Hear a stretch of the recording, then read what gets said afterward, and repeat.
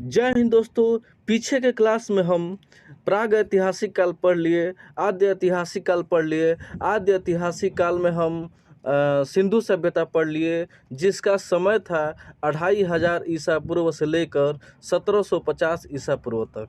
आज हम पढ़ेंगे वैदिक काल। वैदिक काल का समय 1500 ईसा पूर्व से लेकर के 600 ईसा पूर्व तक माना जाता है। इनका नाम वैदिक काल क्यों पड़ा? क्योंकि इसमें चारों वेदों की रचना हुई है। वेद की रचना के कारण इसका नाम वैदिक काल पड़ा है। वैदिक काल में भारतवर्ष में मध्य एशिया से आर्य लोग आए थे। आर्यों की भाषा शुद्ध संस्कृत था। जो लोग संस्कृत नहीं बोल पाते थे उनको ये लोग यानी आर्य लोग क्या मानते थे? अनार्य है, यानी कि आर्य नहीं है।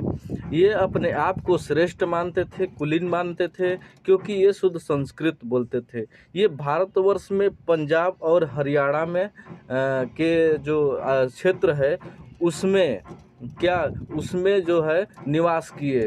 क्यों निवास किए? क्योंकि उनकी जो सभ्यता थी ग्रामीण सभ्यता थी, और जो उनकी जो मुख्य व्यवसाय था कृषि था। और कृषि जो है पंजाब और हरियाणा क्षेत्र में जानते ही हैं कि सबसे ज़्यादा कृषि होता है, प्रति हेक्टेयर सबसे ज़्यादा। वहाँ की उपजाऊ भूमि जो है बहुत ही उपजाऊ भूमि है। और जो पंजाब तथा हरियाणा में जो आप देखेंगे कि 7 नदियाँ बहती है। पंजाब और हरियाणा में दोनों राज्यों में मिलाकर 7 नदियाँ बहती है, इसलिए इसे सप्त संध प्रदेश भी कहा जाता है। पंजाब और हरियाणा में जहाँ आर्य लोग बसे थे उसे सप्त संध प्रदेश भी कहा जाता है।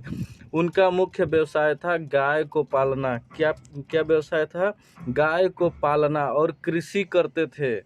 गाय को पालते थे और कृषि करते थे।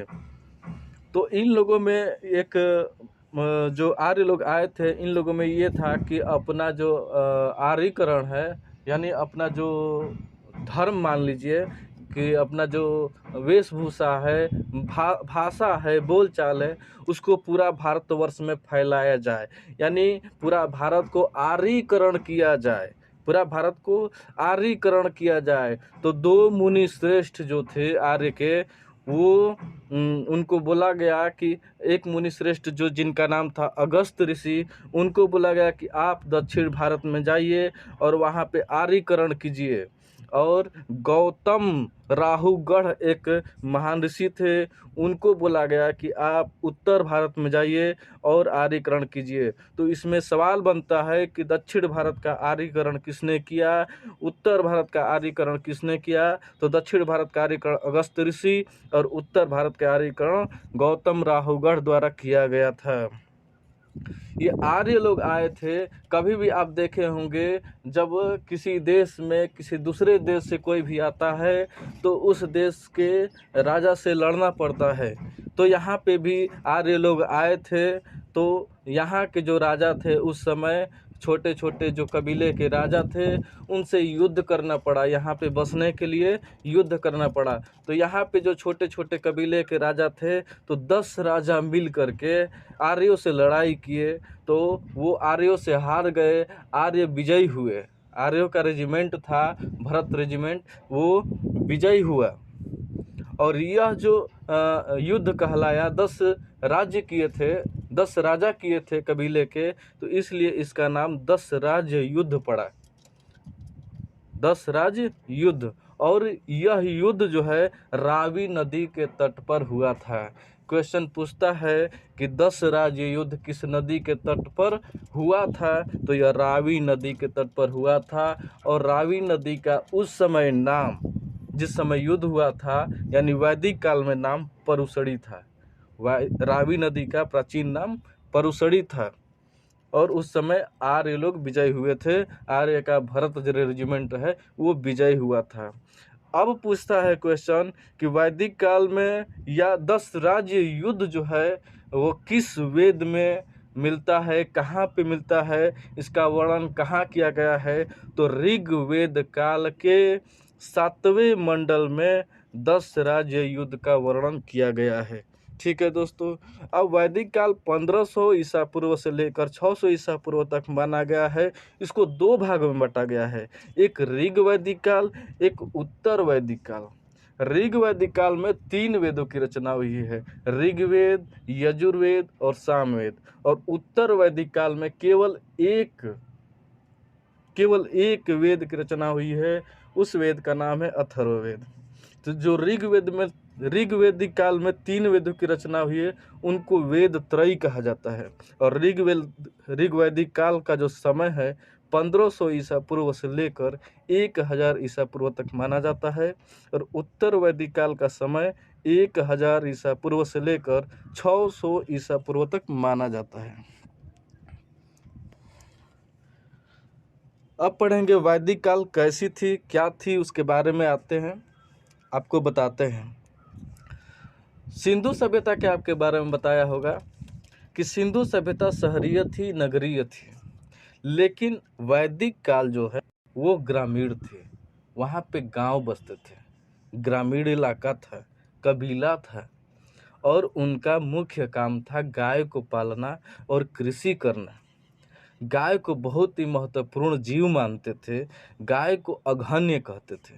क्या कहते थे? अघन्य। और जो लोग गाय की मृत्यु यानी मार देते थे, उनको मृत्यु दंड की सजा होती थी। यानी गाय एक बहुत ही वैदिक काल में गाय बहुत ही महत्वपूर्ण जीव थी। राजा द्वारा एक महत्वपूर्ण कार्य किया जाता था, गविष्टि कार्य। गविष्टि में गायों की सुरक्षा प्रदान करना था, वो राजा के द्वारा किया जाता था। गायों को सुरक्षा प्रदान किया जाता था, गायों को खोजबीन किया जाता था। गायों के लिए मतलब गविष्टि का महत्वपूर्ण शब्द प्रयोग किया गया है।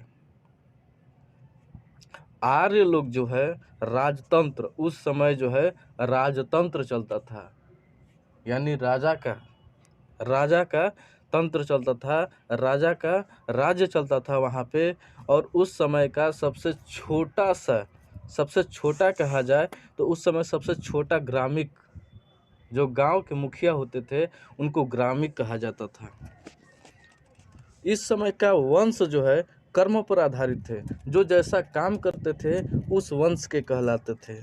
जैसे हम आपको बता दें, वंश का वर्ण जो है 4 वर्गों में विभाजित था, जिसमें शूद्र, वैश्य, क्षत्रिय और ब्राह्मण।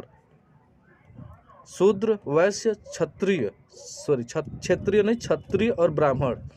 शूद्र लोग जो थे, जो लोग नौकरी करते थे, उनको शूद्र कहा गया। जो लोग जिनके दूसरे घरों पे जा करके, बड़े लोगों के घर पे जा करके नौकरी किया करते थे, उनको शूद्र कहा गया। और वैश्य जो है, जो लोग व्यापार करते थे, उनको वैश्य कहा गया। और जो लोग सेना में भर्ती हुए थे, यानी जिनकी काम था रक्षा करना, उनको क्षत्रिय कहा गया। और जिनका काम था शिक्षा देना, उनको ब्राह्मण कहा गया। और ब्राह्मण जो है इन सब के ऊपर गार्ड का छाया था, यानी भगवान थे, इन सब के ऊपर भगवान जी थे। पटना को अछूतों की भूमि कहा जाता है, इसी वैदिक काल में ही कहा गया है। जब आपको बता रहे थे कि उत्तर भारत में कौन, गौतम राहुगढ़ के द्वारा उत्तर वैदिक काल में आर्यीकरण किया जा रहा था, तो वो एक दीपक को लेकर के अपने पटना में गंडक नदी है उसको पार कर रहे थे, तो वो दीपक उस नदी में बुझ जाता है। इसलिए वो वहाँ से लौट जाते हैं और बोलते हैं कि यहाँ पे आर्यीकरण नहीं किया जाएगा, क्योंकि यह जो भूमि है, पटना जो है, पटना का उस समय जो भी नाम हुआ रहा होगा, वो पटना जो है अछूतों की भूमि है। ठीक है दोस्तों, तो ये वर्ण 4 भागों में बांटा गया है। ऋग्वेद के वर्ण की व्याख्या या वर्णन किसमें है, वर्ण की कि 4 वर्ण वैदिक काल में है। तो ऋग्वेद के 10वां मंडल में पुरुष सूक्त है, चैप्टर का नाम है पुरुष सूक्त। पुरुष सूक्त में ऋग्वेद के 10वां मंडल में चारों वर्णों का वर्णन किया गया है, व्याख्या किया गया है। तो पूछता है कि वर्ण की वर्णन किसमें किया गया है, तो वह पुरुष सूक्त के 10वां मंडल में, ऋग्वेद के 10वां मंडल में पुरुष सूक्त में वर्णन किया गया है। ठीक है दोस्तों, ऋग्वैदिक काल में जो नदियाँ बहती थी उस समय, इस वर्तमान में भी वही नदियाँ है। उस समय, इस समय जो नाम है उस समय कुछ और नाम था। जैसे हम आपको बताया कि दशराज युद्ध रावी नदी के तट पर हुआ था, तो उस समय वैदिक काल में उस नदी का नाम, रावी नदी का नाम परुशड़ी नदी था। सतलज नदी का नाम शतुद्री था। झेलम नदी का नाम वितस्ता था। ब्यास नदी का नाम विपाशा था। गंडक का नाम सदानीरा। सिंधु का नाम सिंध। चिनाब का नाम अस्कनी और गोमती का नाम गोमल था। याद रहेगा दोस्तों। रावी का परुशड़ी आपको पहले ही बताए थे, दशराज युद्ध जो है परुशड़ी नदी के तट पर यानी रावी नदी के तट पर हुआ था। सतलज नदी, देखिए इसमें भी सत है और उसके पुराना नाम में भी सत है, शतुद्री। सतलज से शतुद्री, सत इसमें भी है और उसके पुराने नाम में भी सत है, यानी ज़्यादा बदलाव नहीं हुआ है। सतलज शतुद्री पुराना नाम। झेलम का नाम वितस्ता, झेलम का नाम वितस्ता। और व्यास, देखिए यह भी व से व्यास है और व से विपाशा है। इसका पुराना नाम देखिए, याद रखिएगा, व से व्यास नदी है और इसका पुराना नाम व से ही शुरू होता है, विपाशा। गंडक का नाम सदानीरा है। गंडक नदी का नाम, पुराना नाम सदानीरा है। सिंधु नदी का नाम वैसे ही है, केवल इसमें एक मात्रा हटा दिया गया था। उस समय मात्रा नहीं था, सिंध नदी था। सिंध पुराना नाम था, सिंधु आज के समय में नाम है। चिनाव का पुराना नाम अस्कनी था। और गोमती, देखिए ये भी आसान ही है, गोमती और गोमल, इसमें भी गोम है, इसमें भी गोम है। गोमती का पुराना नाम गोमल है। अब आपको बता दें, जो ऋग्वैदिक काल में जो प्रमुख देवता थे, वो सबसे प्रमुख देवता, सबसे महत्वपूर्ण देवता इंद्र को माना जाता है। इंद्र को बहुत ही महत्वपूर्ण देवता उस समय के थे। इनको पुरंदर कहा जाता है। पुरंदर उनको कहा जाता था जो किला को तोड़ देता था। यानी इंद्र भगवान उस समय युद्ध करने में सबसे श्रेष्ठ माने जाते थे। और आर्य जो है इंद्र को इसलिए पुरंदर कहते थे क्योंकि इंद्र देवता युद्ध के लिए सबसे श्रेष्ठ माने जाते हैं। पुरंदर मतलब किला तोड़ने वाला, युद्ध करने वाला। तो इंद्र आपको पूछेगा, क्वेश्चन में पूछेगा कि पुरंदर किस देवता का नाम है, या पुरंदर किसका प्राचीन नाम है, वैदिक नाम है। तो पुरंदर जो है इंद्र देवता का नाम है। और ऋग्वेद काल में इंद्र का ऋग्वेद में 250 बार नाम आया है। पुरंदर 250 बार नाम आया है। पुरंदर इंद्र का नाम 250 बार आया है। अग्नि दूसरा प्रमुख देवता थे। अग्नि, अग्नि का नाम ऋग्वेद में 200 बार आया है। अग्नि का नाम ऋग्वेद में पढ़ा गया तो 200 बार अग्नि का नाम आया है। तीसरा प्रमुख देवता थे वरुण। वरुण उस देवता को कहते हैं जो वायु के देवता थे। वायु देवता, वायु के देवता को वरुण देवता कहा गया। तो इंद्र का नाम है वैदिक नाम पुरंदर, और यह ऋग्वेद में 250 बार आया था। दूसरा प्रमुख देवता अग्नि, इनका नाम 200 बार आया है। तीसरा प्रमुख देवता वरुण जो वायु के देवता है, इनका जो है यही तीनों में से कोई एक पूछेगा प्रमुख देवता में। सामाजिक स्थिति के बारे में पढ़ते हैं कि वैदिक काल में सामाजिक स्थिति कैसी रही। तो उसमें उस समय 3 सम्मेलन होता था। जैसे हम लोग के यहाँ सम्मेलन होता है, सभा होता है, वैसे ही उस समय भी 3 सम्मेलन होता था जिसका नाम था सभा, समिति और विधव। तो सभा और समिति आपको अथर्ववेद में मिलेगा। अथर्ववेद में लिखा गया है कि सभा और समिति प्रजापति की 2 बहनें हैं। कहीं कहीं दिया गया है कि अथर्ववेद में दिया गया है कि सभा और समिति प्रजापति की 2 पुत्रियां कहा गया है। तो इसमें कंफ्यूज नहीं होना, कहीं बहनें दे देगा, कहीं पुत्रियां दे देगा। पूछेगा कि प्रजापति की पुत्रियाँ किसे कहा गया है, या पूछेगा कि प्रजापति की 2 बहनें कौन कौन सी है, तो सभा और समिति अथर्ववेद में बताया गया है कि ये प्रजापति की 2 बहनें हैं। तीसरा सम्मेलन है विदव। विदव जो है इसमें आपको बता दें, पहला जो सभा उसमें सामान्य वर्ग के लोगों की सभा होती थी। समिति में उच्च वर्ग के लोगों की, जो राजाधिकारी होते थे, अधिकारी होते थे, उनकी सभा जो सम्मेलन होता था उनका नाम था समिति।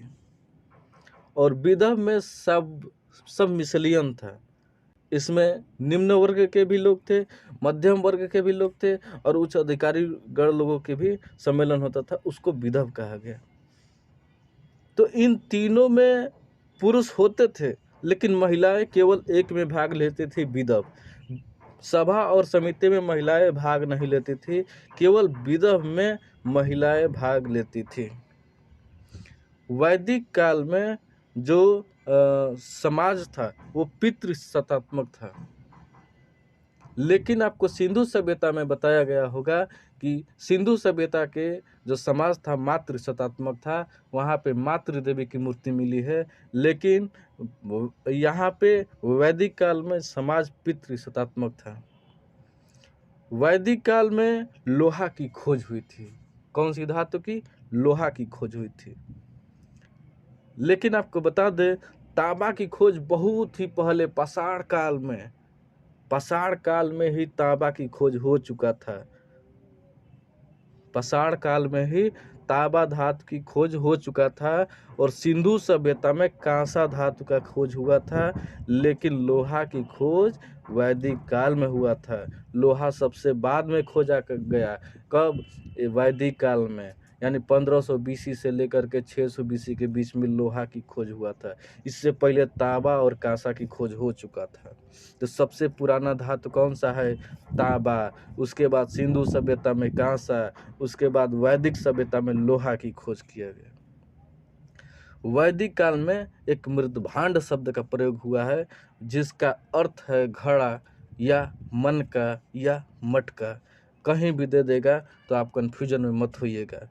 यहाँ पे मृदभांड सबसे ज़्यादा यूज हुआ करता है। वैदिक काल में मृदभांड का प्रयोग सबसे ज़्यादा हुआ है।